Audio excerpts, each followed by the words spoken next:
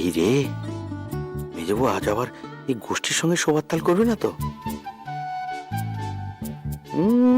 ঠিক করবে না, আমাকে কিছু একটা মতলব করতে হবে। আরে দেবো, কোথায় যাচ্ছিস? নে ফুলকপির বড়া। কই কই কই কই ফুলকপি, নে। অমৃত বর্দি অমৃত। মাঝে মাঝে এসে এসব করো তো, বৌমাদের একটু শিখিয়ে দিও। যবে থেকে এনারা হেসেলে গেছেন তবে থেকে এসবের স্বাদই ভুলে গেছে। এখন আর ফুলকপি বড় নয়, হ্যাঁ, এখন শুধু থোড় বড়ি খাওয়া আর খাড়া বড়ি থোড়। ঠিক বলেছে।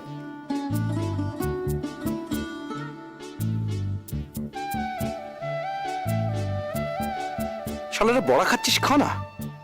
টাকুস টাকুস করে কথা না বললেই নয়, আমার দুটিতে তাল দিচ্ছে। তাহলে এতক্ষণ তো এর ওর কাছে ধরে টানাটানি করছিলি।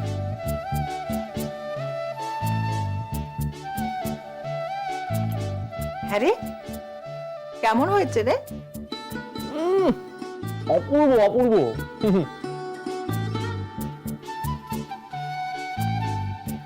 প্রাণ জুড়িয়ে গেল বর্দি।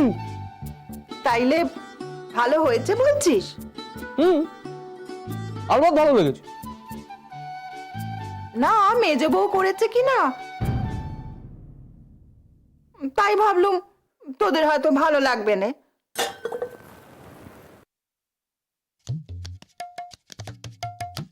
ভালো হয়েছে তো?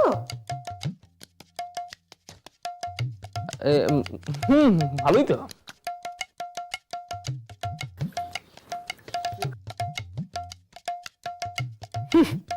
ফুলকপির বড়া করা হয়েছে, আহ্লাদ হয়েছে প্রাণে। রাত্রিরে শোয়া নিয়ে যদি বেগর বাই করে না, তাহলে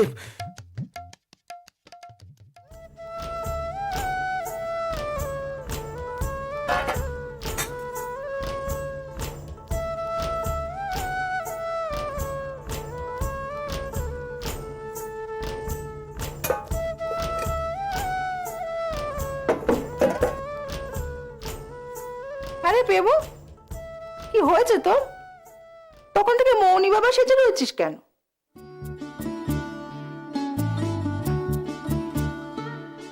খাওয়ার সময় বেশি কথা বলা উকুর ন। আবার আগে থেকে তো দেখছি ঘাপটি মেরে বসে আছে। মেজদা এখন গভীর চিন্তায় মগ্ন আছে বর্দি। কিসের চিন্তা? জব বাবা, সেটা তুমি ভালো জানো। তুমি চিন্তা করছো আর আমি জানবো? আমার চিন্তা নিয়ে তোমাকে তো দুশ্চিন্তা করতে হবে না, নইলে কিন্তু। বড় ঠাকুরজি, আমি দিদির খাবারটা দিয়ে আসছি। আমায় দাও না, আমি দিয়ে আসছি। না না, তোমরা গল্প করো। কতদিন পর এলে?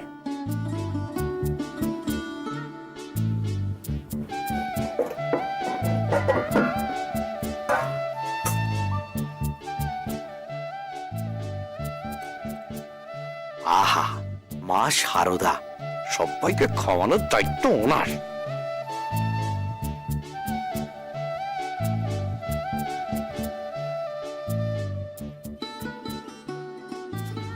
কি গো মেজদা,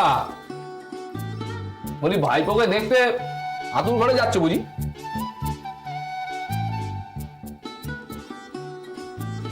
রাজু, চল রাতের খাবারের জোগাড় করি গে। এনে ধর তো, খেয়ে নে, চল। হ্যাঁ খা। তোকে এমন একদিন দেব না সালা।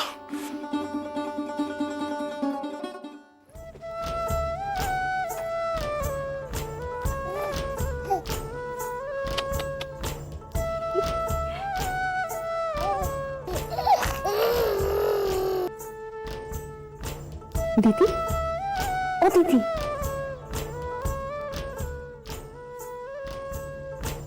না তো, এবার খেয়ে নাও। এখন তাড়াতাড়ি খেয়ে চুপটি করে শুয়ে থাকো।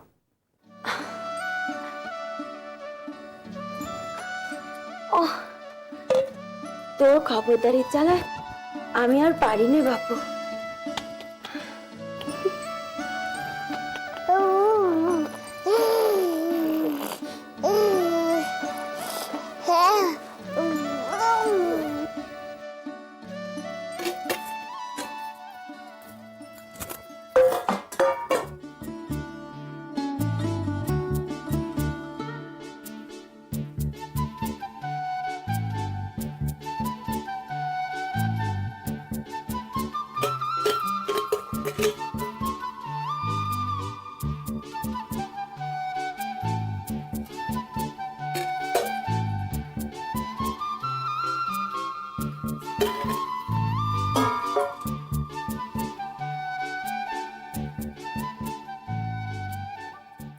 বাবা, মেজদাটা সেই একই রকম গোমরা মুখে রয়ে গেল বল। রয়ে গেল কি বলছিস? সারাটা জীবন এমনটি রয়ে যাবে।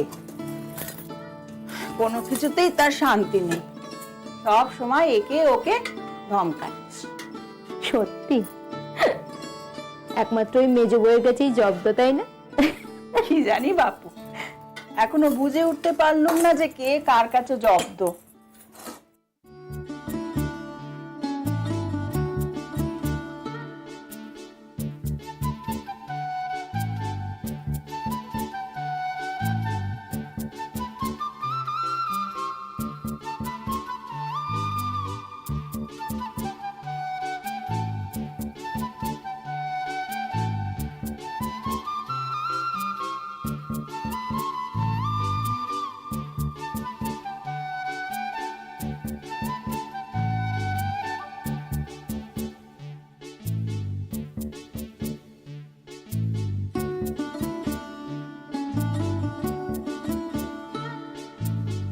শালা সব রক্ত খেয়ে ফেললো।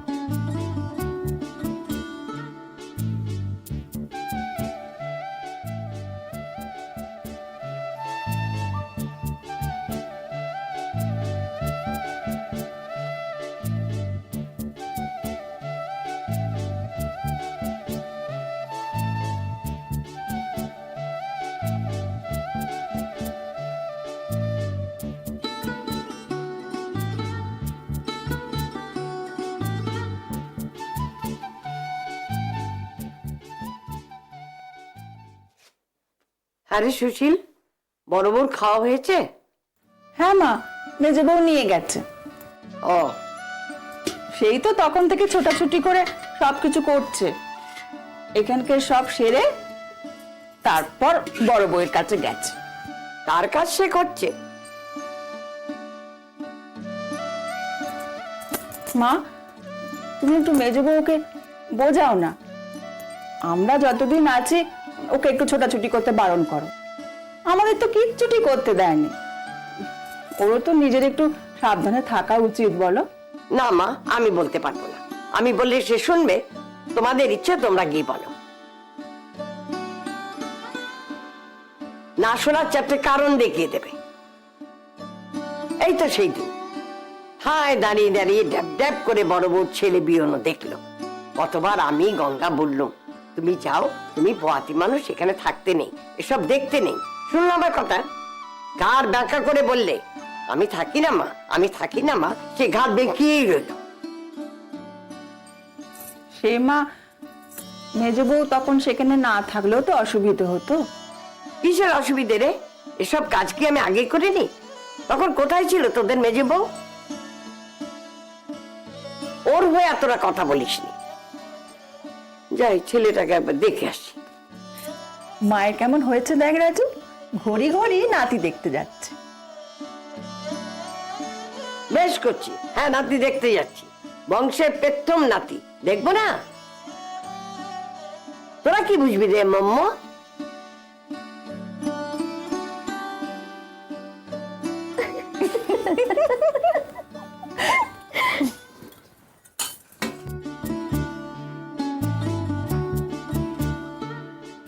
সর্বনাশ, এদিকেই আসছে। উফ, আসার আর সময় পেল না। কপালে যা থাকে থাক, সালা বেরিয়ে যাই। না বাবা, যা বাক্যি শোনাবে 14 গোষ্ঠী উদ্ধার করে ছাড়বে।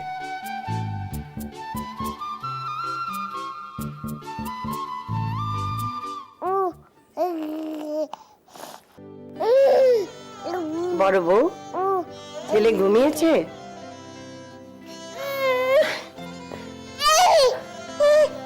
না মা, এই ঘুম পাড়াচ্ছি।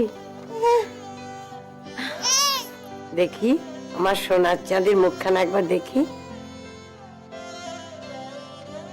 কাপড়খানা সরাও।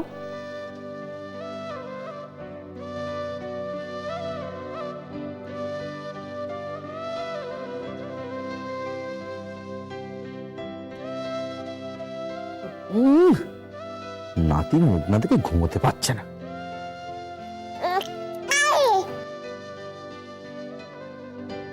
থাক থাক থাক, ঘুমো ঘুমো।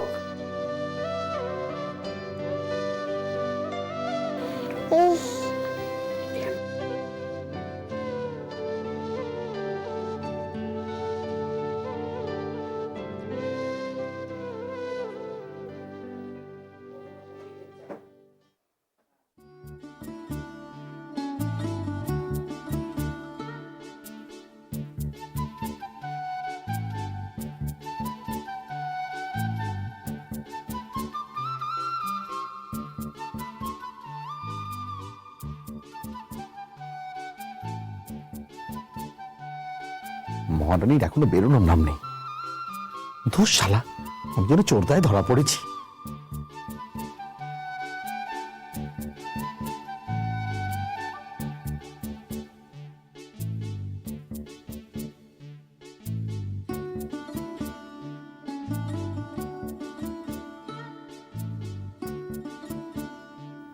নির্ঘাত টের পেয়েছে আমি বাইরে আছি, তাই আর বেরোনোর নাম নেই। বুঝি না আমি না।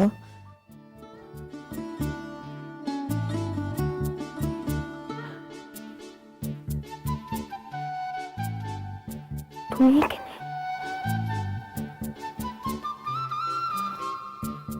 এখানে কি করছো? তোমার জন্য অপেক্ষা করছি। কেন?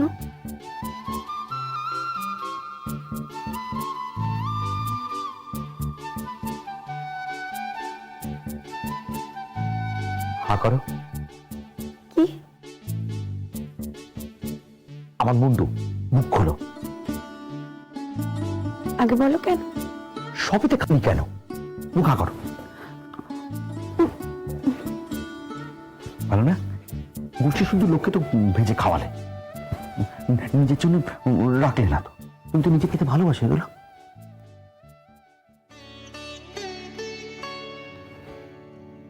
এইটার জন্য দাঁড়িয়ে ছেলে বুঝি? আরো একটা আছে। জানো না আদুর ঘর থেকে বেরোলে চলতে নেই? হা করলে কি না? বাইরে গিয়ে জামা কাপড় বদলে নেবে। খাবে কিনা?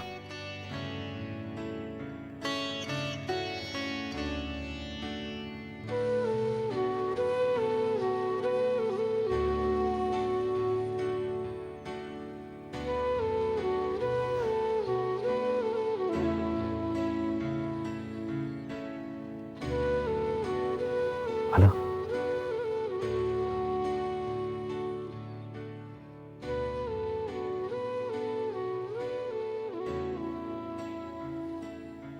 এতক্ষণ ভেতরে কি করছিলে? দিদিকে খাওয়াচ্ছিল। দিদিকে খাওয়াচ্ছিল কেন? অন্য কেউ নেই? বড় দুটো থেকে থেকে তো নিয়ে গেল। একটা কথা বলে রাখি মেজবাবু, আজ রাত্রিরে ওই দিদি আর রাজুর সাথে শোয়ার তাল তুলবে না কিন্তু। তুমি এখন এখান থেকে যাও দেখিনি। যদি শোনো না তাহলে কেলেঙ্কারি বাঁধিয়ে ছাড়বো। কি করবে? তোমাকে ধরে তুলে নিয়ে আসবো।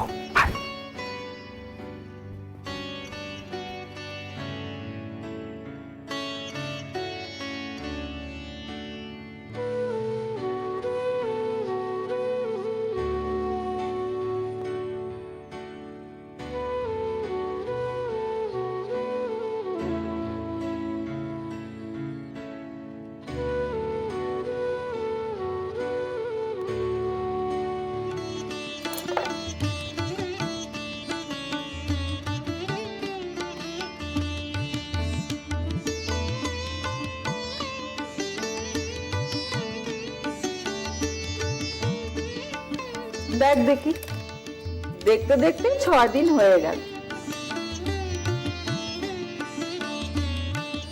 দিন যায় না জল যায়।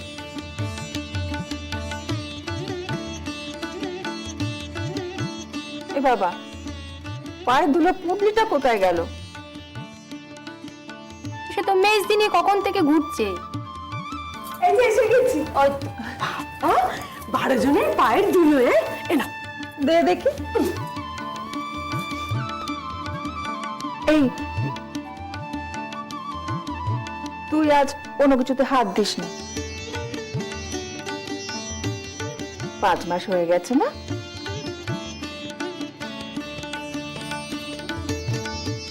ও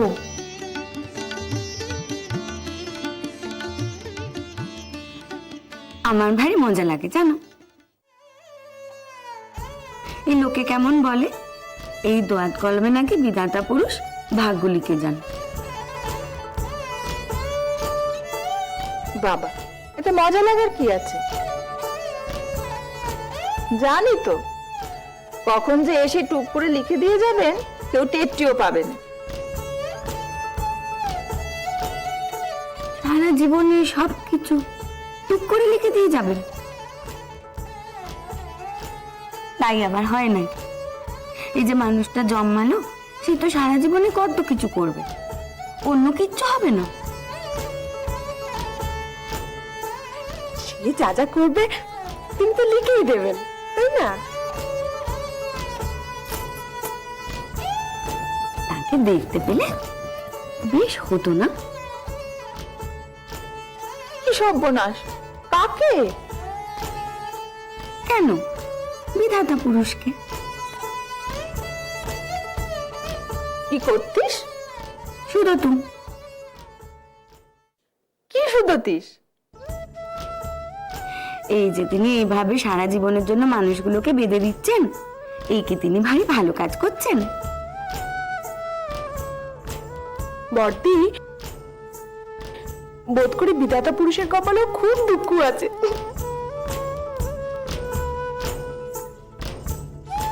আচ্ছা মেজবউ, এই সব জিনিস নিয়ে তোমার খানিক উল্টো কথা না কইলে হয় না? না, এইসব পুজো আচ্ছা ঠাকুর দেবতা নিয়ে তোমার মজা না করলেই নয়? মজা কোথায় করলুম? আমি তো প্রশ্ন করলুম। এই যে শাস্ত্রে যদি বলেই যে সবই বিধাতা লিখে দিয়ে যান, তবে সেই শাস্ত্র আবার মানুষকে দোষ, যেমন কর্ম তেমনি ফল কেন বলেন? কর্ম তো তিনিই লিখেছেন, ফলও তিনি লিখেছেন, ভুগছে শুধু মানুষটা, তার কি দোষ?